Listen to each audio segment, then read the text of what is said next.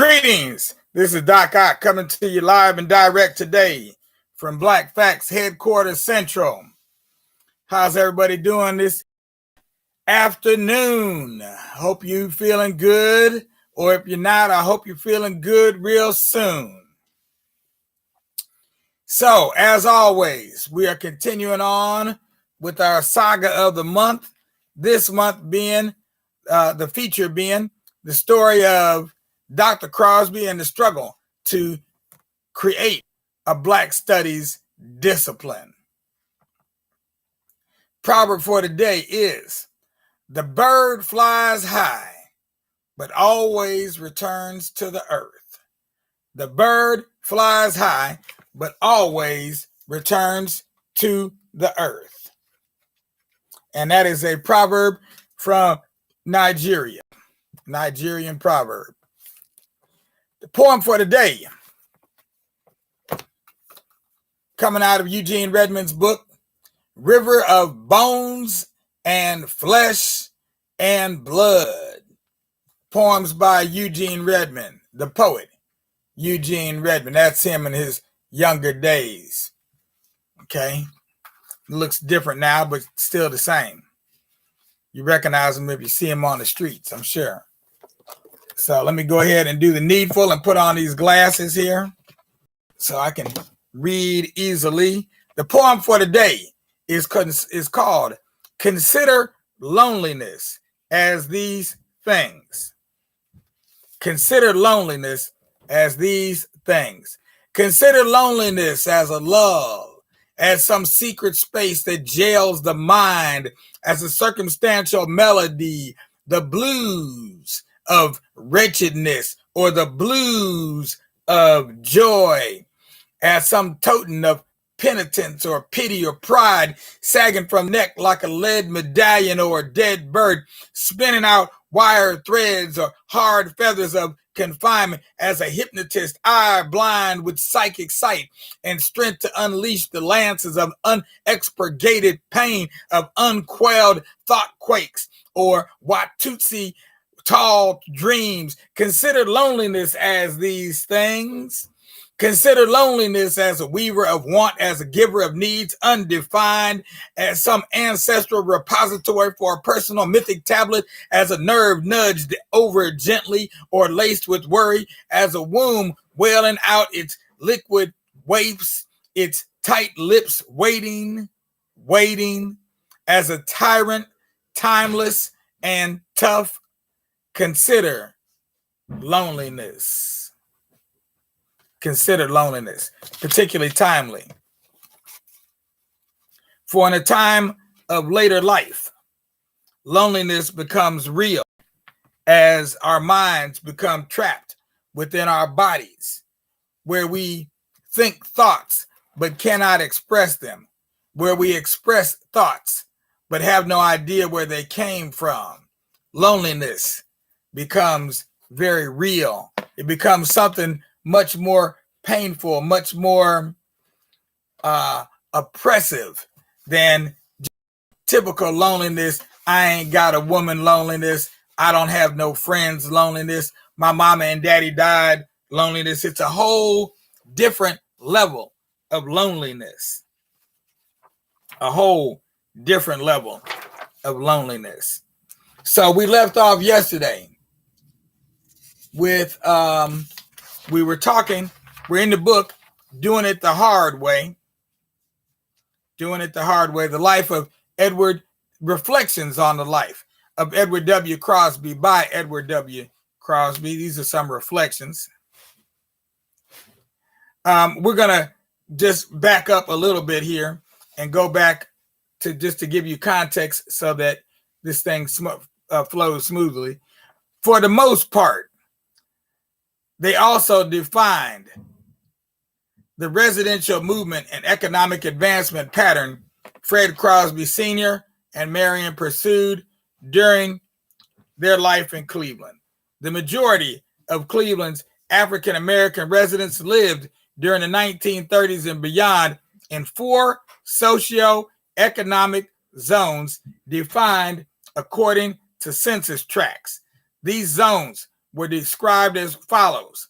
Zone 1, the area west of East 40th, which is the oldest residential area of the Black community, and was crowded with deteriorating, boarded up houses, had a high incidence of crime close to the industrial district, and all that implies. The zone also bordered on the docks. The district had the highest illiteracy rates, the lowest percentage of home ownership of any Black section of the city as well.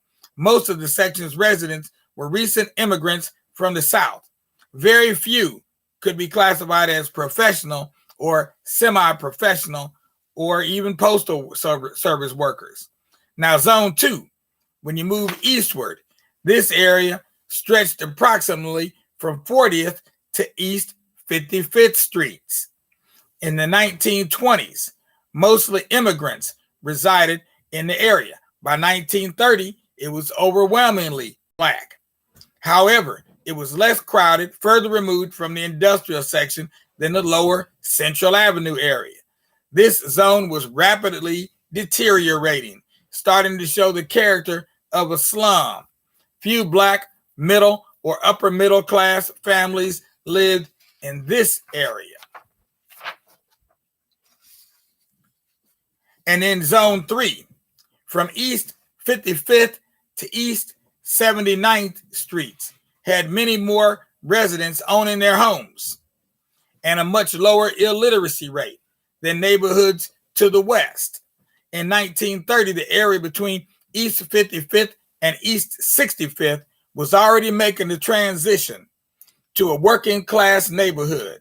However, the section stretching from East 65th to East 79th Street was solidly middle class.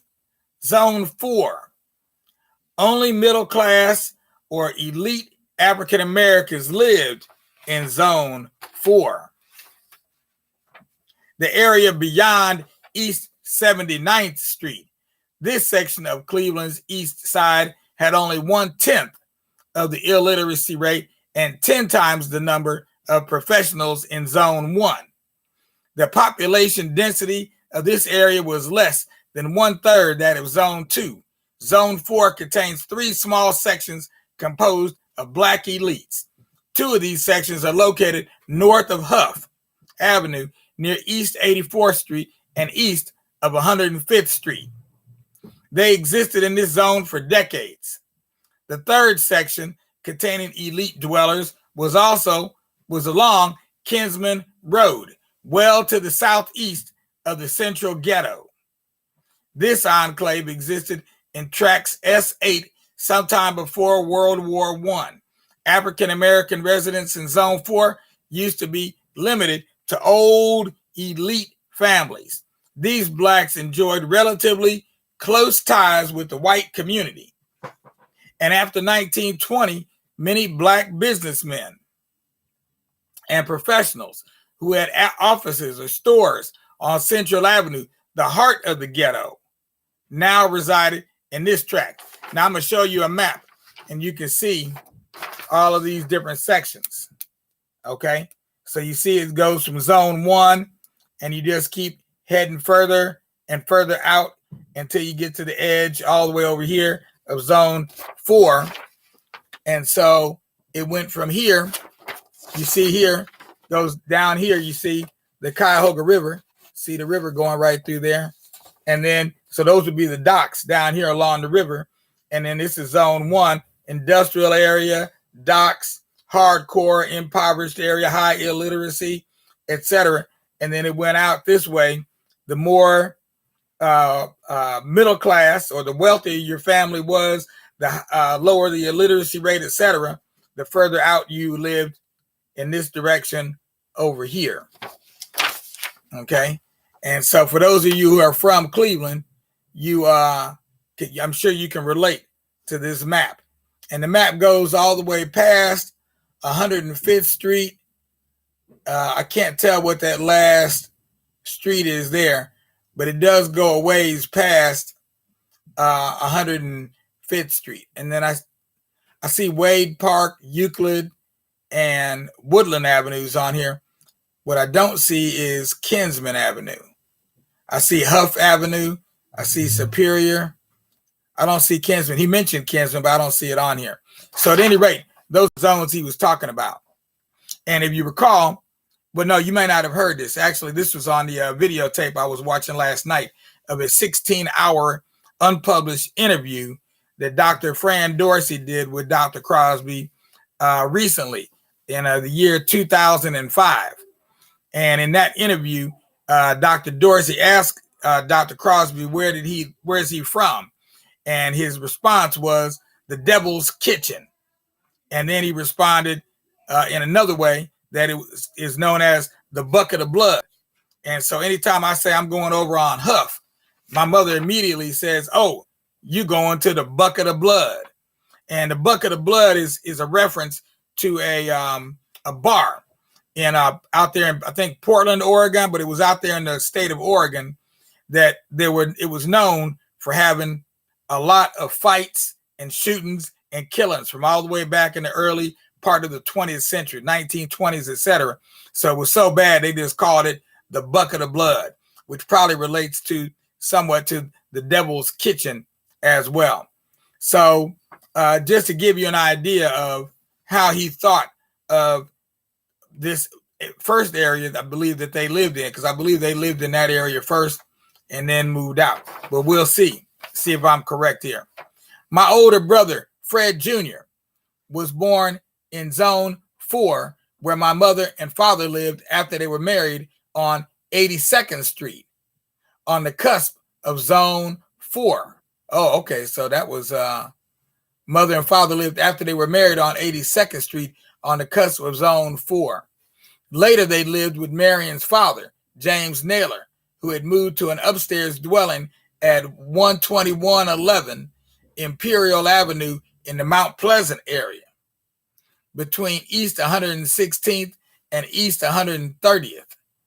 Downstairs lived James Naylor's Virginia, Pennsylvania relatives, Frank Humphreys, his wife Catherine, his son-in-law Wilbur Riley, Wilbur's wife Alice Humphreys, and their son Wilbur Jr.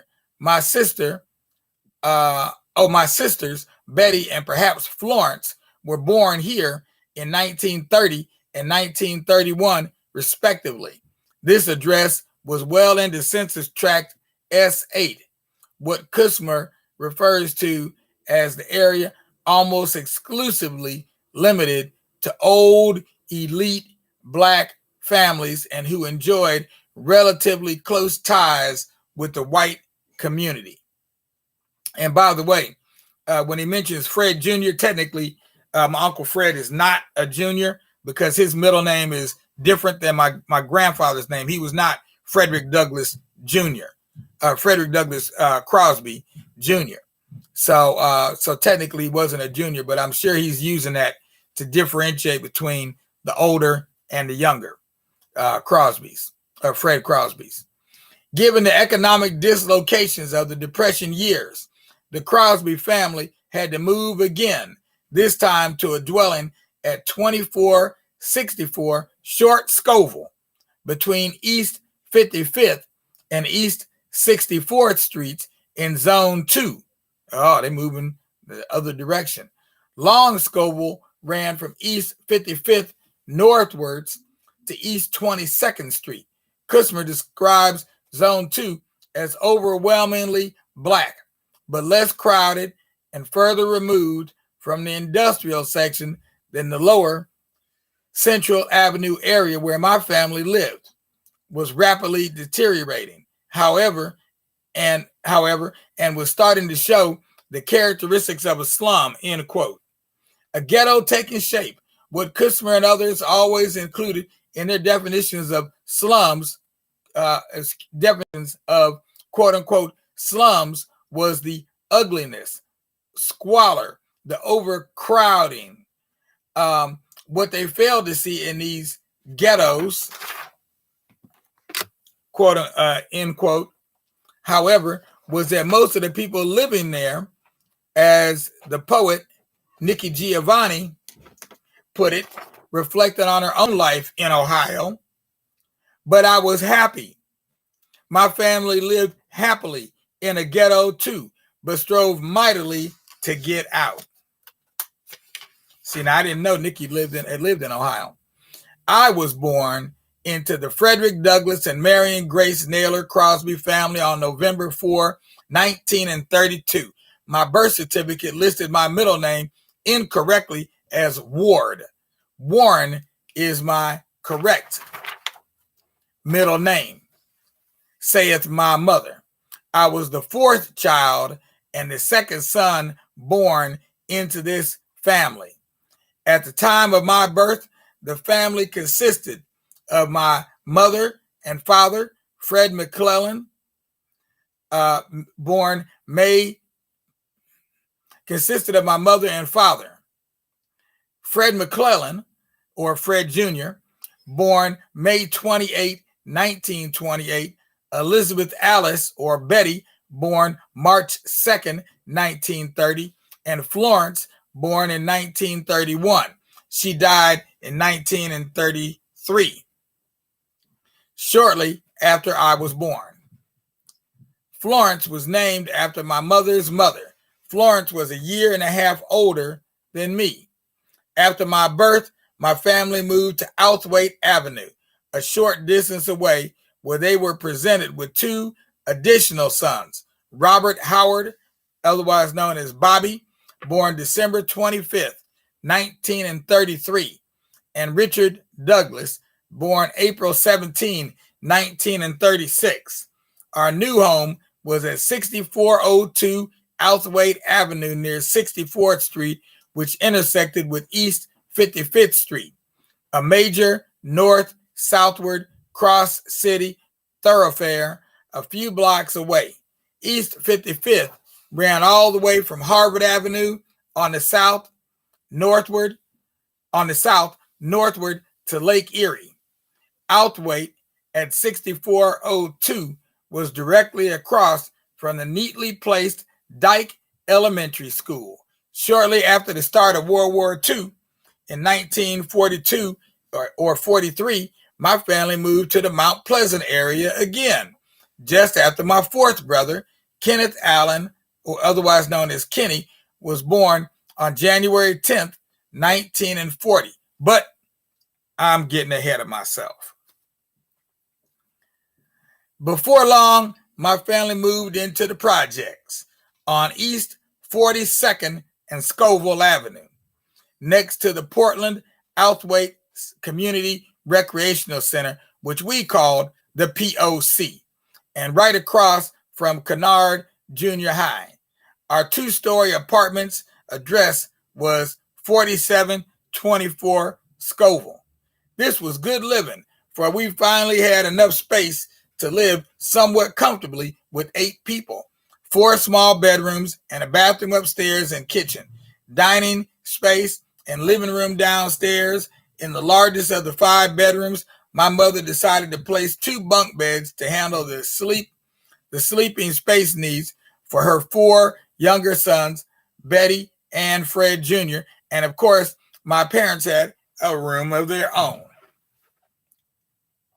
Fortunately, the apartment complex came with a play area in the middle of our court with 3 or 4 swings, 2 teeter-totters, and a sandbox. The court housed 6 families. The McFalls, our extended grandparents, found a place in another project a short walking distance away. And we'll end right there and pick up from there on the morrow. Excuse me. Oh, wait a minute. What day is today? Let me see what day of the week is today. I forgot to write it down, didn't I? Let me just check and see. What does it say here? Oh, today is Friday. So no, we'll pick up on that on Monday, not on Friday, as we continue reading from the autobiography of Edward W. Crosby. Edward W. Crosby. All right. And we'll just put that over here.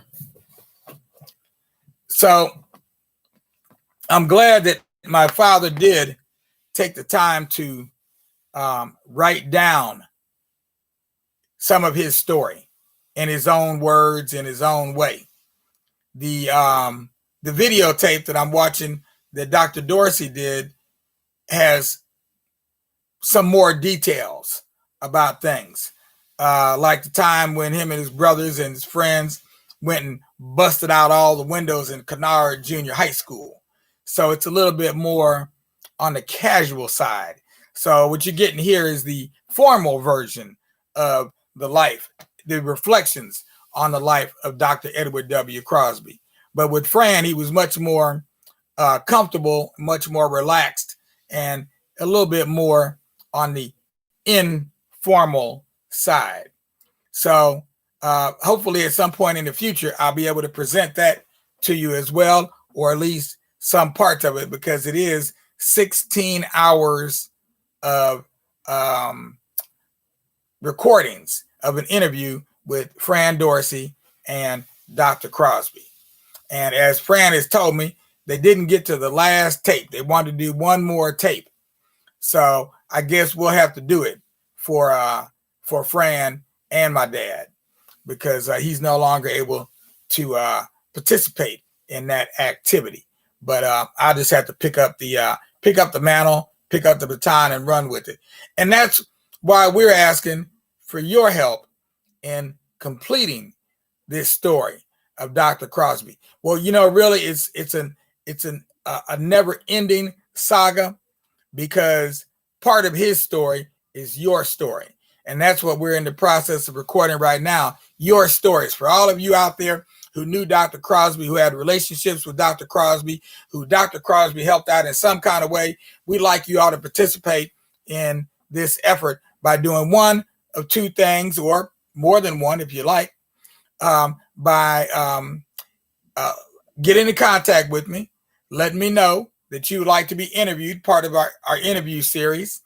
We're going to be doing one every day this month, and we're off to a good start so far. We're booked all the way up through the middle of the month, so we still have a few slots left at the end of the month. That makes 14 slots left for the end of the month. We're doing one interview per day.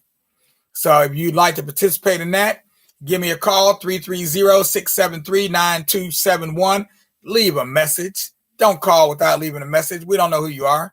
Half the time you call and your numbers come up as unknown and all kinds of weird area codes. We don't know all them area codes. So leave a message so we know who you are and what it is that you would like. If you can't reach me there, then try 330-548-3510. And that you can definitely leave a message there that I will get, because that one goes straight to my email. So I check that a little bit more frequently than I do the voicemail. You can also participate by sending funds. You can, hard cold cash. And you can do that through the donation button below on Facebook. You can do it through our website on the internet at the donations page. You can do it by signing up for Amazon Smile and listing us as a beneficiary. You can do it. So you have a number of different options, all kinds of different ways that you can participate. Some of them may cost you a little bit. Some of them you can do absolutely free. Some of them may cost you no more than the time to sit down and talk with me on a Zoom conference. So we're doing this via Zoom online. We're recording them, and then we're going to see how we're going to produce it once we have finished collecting as many stories as we can. Only this month of November, Dr. Crosby's birthday month. This is our special tribute this year to Dr. Crosby. This is his birthday present, so to speak. All right. So now get busy, because it's time for me to go. This is Doc Ock signing off. Peace out, y'all.